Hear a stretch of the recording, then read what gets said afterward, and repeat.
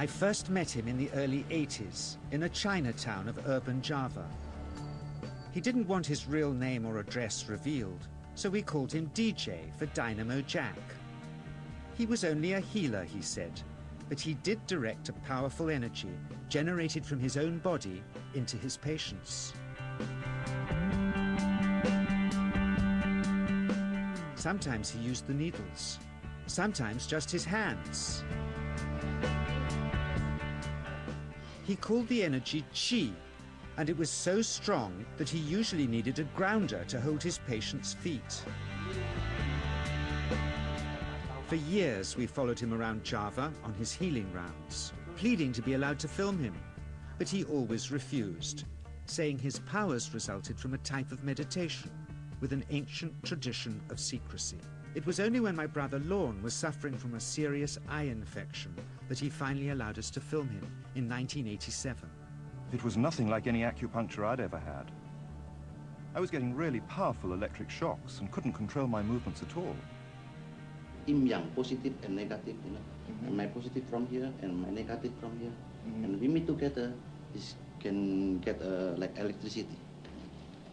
And is this because you're special? You have a special sort of it's meditation every day. It's meditation that does it? Meditation every day. Like you can touch me, like this. It's nothing, okay? It's my burn. Just like this. For our sound recordist, it was also a shocker.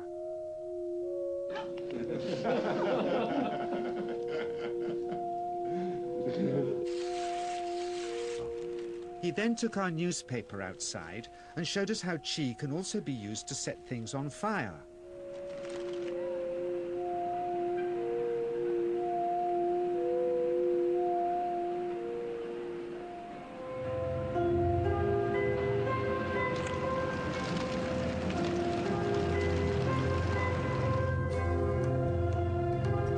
When he heard we'd shown this footage in public, he was very upset and refused all our future efforts to contact him again.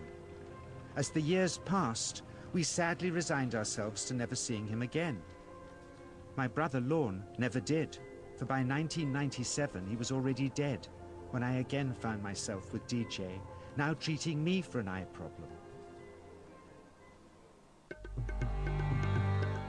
But it wasn't this that brought me back. He had tracked me down out of the blue and invited me to tell me a story.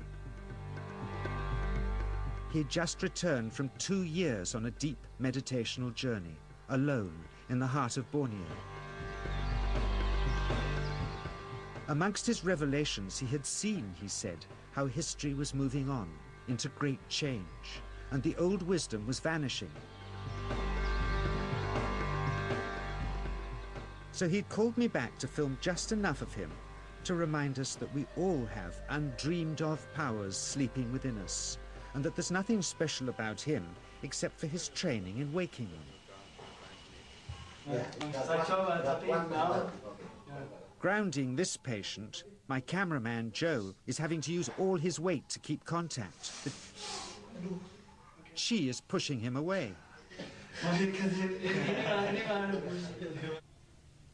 He seems able to control the amplitude of this Qi, like a dimmer switch, and it causes uncontrollable responses in the patients and their grounders. I can barely keep my hand on you. It wants to fly off. The electricity is so strong.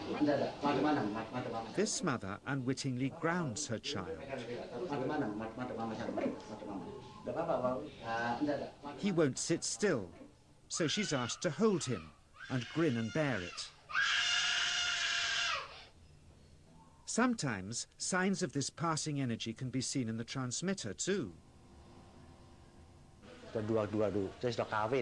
This Qi stuff is only the surface, he says, of the real adventure beneath, in the meditational technique, which at one time, when he taught it, dozens of his students were trying to master. At private testing sessions, they'd be asked to show their progress by, in this case, trying to push brittle plastic chopsticks through a hard wooden bench. Some of them could make some dents, but only DJ can go right through.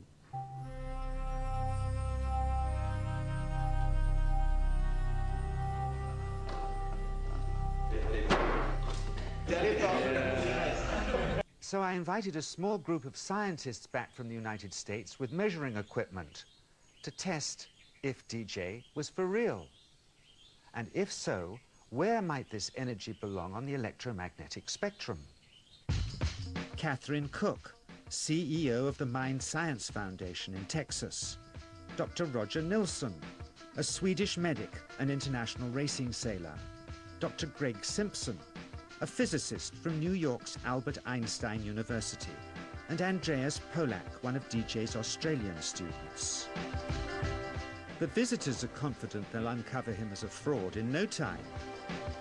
Greg is the first guinea pig, and he's uncomfortable about showing that he can feel anything at all.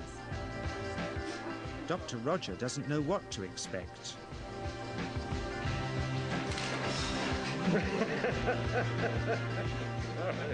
Out comes the metal detector, like the things they use in airports, to see if he has any concealed metal in his body. Then the voltmeter, to try and measure the chi. But how to get it to work? Where's the ground? What settings?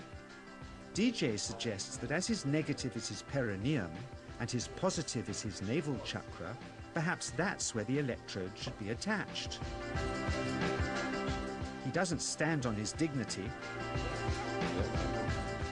He's eager to help, but still no readings.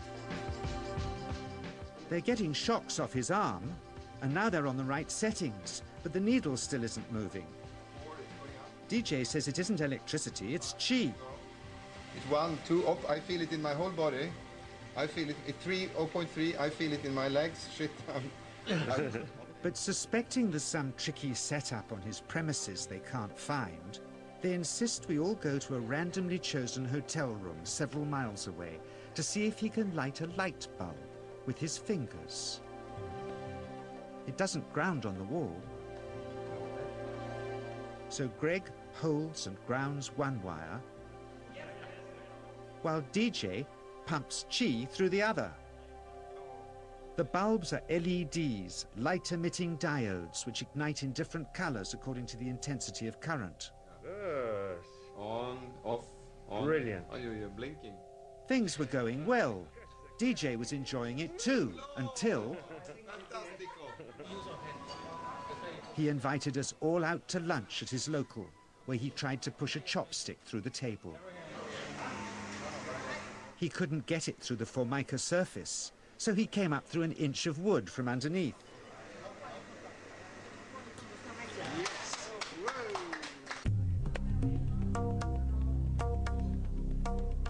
Not only did he draw his own blood, but a chopstick splinter had caught Alison here between the eyes, drawing more.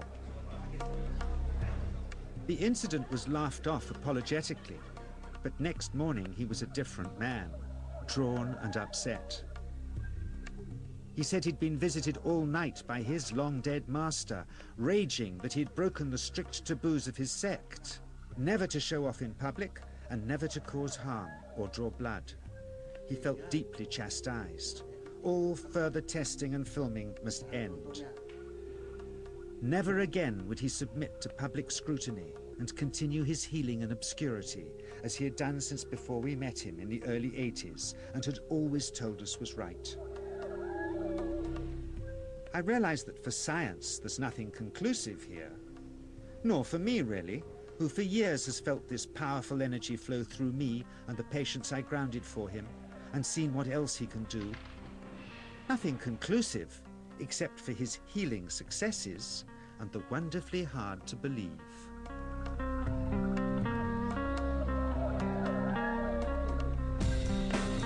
Is this just the tip of the iceberg of powers we've always dreamed we possessed hidden within us?